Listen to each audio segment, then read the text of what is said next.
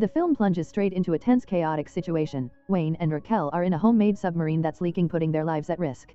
Wayne's engineering background, a brief stint as an engineering major, is immediately introduced, highlighting his selective completion and knack for starting things without finishing, or in this case building something dangerously flawed. This frantic opening is quickly juxtaposed with the mundane, soul-crushing environment of Satire Logistics, a freight brokerage firm.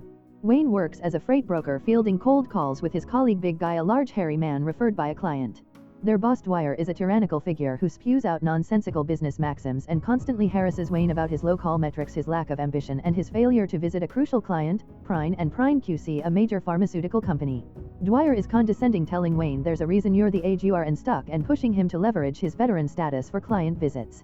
Wayne, weary of the corporate grind and Dwyer's oppressive management, barely contains his disdain. Wayne's professional life is a front for his more lucrative illegal side hustle. The narrative flashes back to his college days, where he and a friend sold study all speed to students.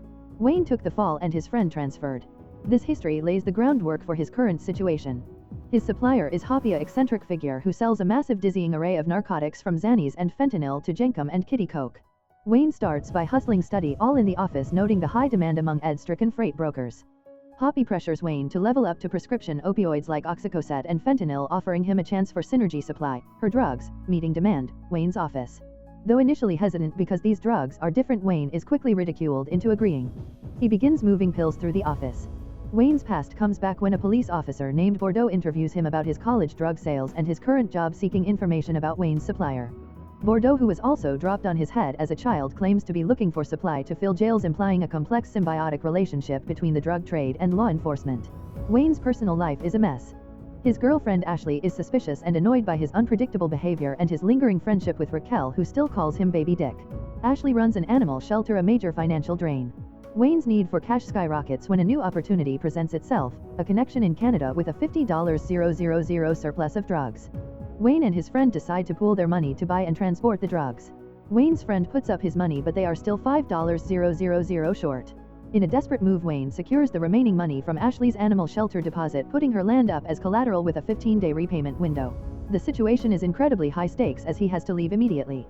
Ashley, sensing the danger and the financial desperation, insists on joining him to help despite Wayne's protests. She jokes about using a code name like Wet Kitten. The plan involves a cross-border pickup. With Raquel riding in the back, they meet the supplier, a demanding and arrogant man who insists on moving the drop location to a Shoreline syrup stand.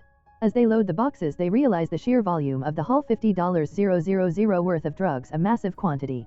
The situation goes disastrously wrong when the submarine, which was meant to transport the drugs, begins leaking, contaminating and sinking the product. Wayne loses the entire haul and Ashley's money. In the aftermath, a distraught Wayne laments his constant failures, his selective completion manifesting in a life of disappointment. Ashley, trying to be supportive, gets him to focus on something simple, learning to ride a bike, a skill he never mastered. The need to pay back Hoppy and save Ashley's land is paramount. Wayne comes up with a new audacious plan, reconsigning a shipment of Kong SDPHED, a key ingredient in meth, from his client Prine & Prine. He plans to leverage his position at Satire Logistics. Wayne schools Big Guy and Raquel on the chaotic nature of the supply chain, explaining how a single pallet can pass through a dozen sets of hands and terminals, making it a giant clown orgy of sad clowns. He intends to exploit this chaos by revising the bill of lading to reroute the Kong SDPHED pallets to a new secret delivery address, a process he calls reconsignment, which will bill Satire Logistics. Wayne is under immense pressure from both Hoppy and Dwyer. Hoppy gives him a hard deadline to deliver $50,000 of finished product, not just ingredients, by the first of the month, threatening him with her deep reach. Dwyer, meanwhile, is happy with the rise in revenue, unaware of the source, but increases Wayne's monthly goal to $300,000, double the previous goal, based on a twisted, almost pro-slavery analogy of cotton picking. Wayne decides to visit the Prine & Prine facility.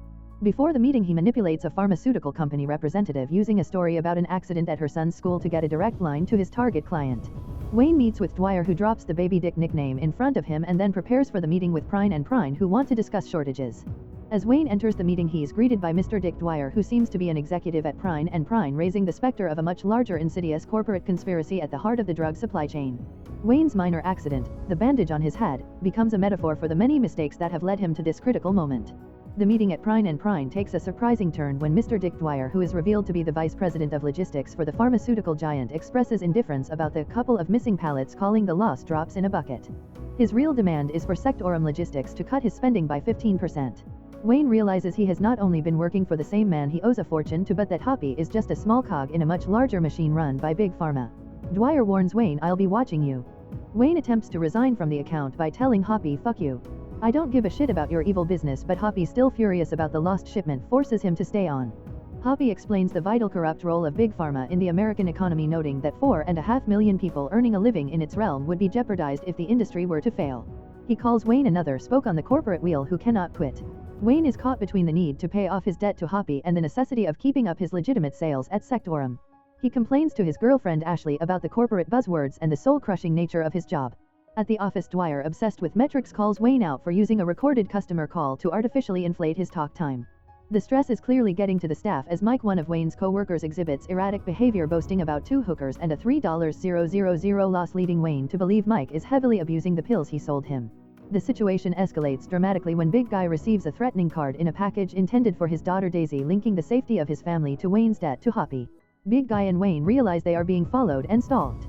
When Detective Bordeaux shows Wayne pictures of what Hoppy does to people who cross him, a body with cement shoes, a sewn-in card, Wayne feigns indifference, but the severity of the threat is clear. Big Guy proposes double murder, which Wayne rejects. Dwyer pressures Wayne to fire Mike using racist analogies about European effort and expect Asian results, and tells Wayne that firing someone is a rite of passage. Wayne attempts to warn Mike, who then decides to go to the police. Simultaneously, Wayne discovers the Kong SDPHED reconsignment plan has gone sideways. The missing pharmaceutical ingredients have been replaced by a shipment of dildos intended for the sex shop Slippery Carrot, and vice versa. The digital bill of lading points to a local freight brokerage, and the case has already been handed to Detective Bordeaux. Wayne has to face the music with Dwyer, who uses an SLN reporter's visit to show off Sectorum's alleged simplicity and best technology, offering the reporter a demo login. Dwyer is then later revealed to have done a background check on Wayne, discovering his multiple college dropouts and his dishonorable discharge from the Coast Guard for renting yachts to Germans making fetish films. Dwyer uses this information as leverage and proof that Wayne is a job jumper quitter. The threats intensify. Hoppy sends Wayne a chilling message by stealing Ashley's dogs from her shelter. Wayne confronts Hoppy, who is now in an outdoor dog pen, and claims to be a revolutionary and a patriot, replacing heroin with Big Pharma's products. He is also revealed to be working with Shane Greaves, Dwyer's wife, who is a recruiter, and demands Wayne immediately deliver 8 pallets of pills twice a week, threatening to harm children with a pellet gun if Wayne fails. Wayne attempts to warn Ashley, but she is attacked. When Wayne finds her covered in what he assumes is her blood, he confronts Dwyer, only to have the detective reveal the blood was honey barbecue sauce. The entire situation is a trap. Ashley and Big Guy have been working together for Prine and Prine all along. Ashley, the supposed animal shelter owner, has been married to Shane Greaves for 3 years and was just promoted to VP of Logistics for Prine and Prine. The debt, the threats, and the stolen money were all a coordinated effort to frame Wayne and get him to work for the company. They played him from the start. Cornered, Wayne is given one final choice by Big Guy: take a large bag of money and shut up, or continue the fight. Big Guy, whose investment is purely for the stock price, states that everything's about the stock price and that the stock will go up no matter what. Wayne makes a bold move. He uses the demo login Dwyer gave the reporter to access Sectorum's system and reconsign all of the missing opioids and Kong SDPHED to random incorrect delivery addresses such as nursing homes, schools, and police stations. The resulting chaos in the supply chain causes Prine and Prine's stock to fucking tank. Wayne is fired by Dwyer, who is enraged by the stock crash.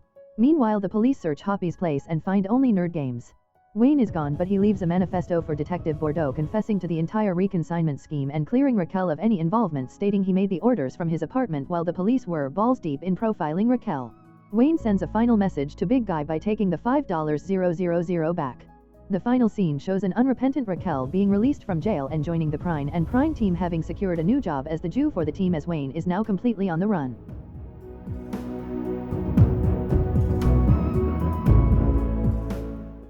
If you enjoy watching this video, then subscribe to Angel Recaps for the latest movies explanation.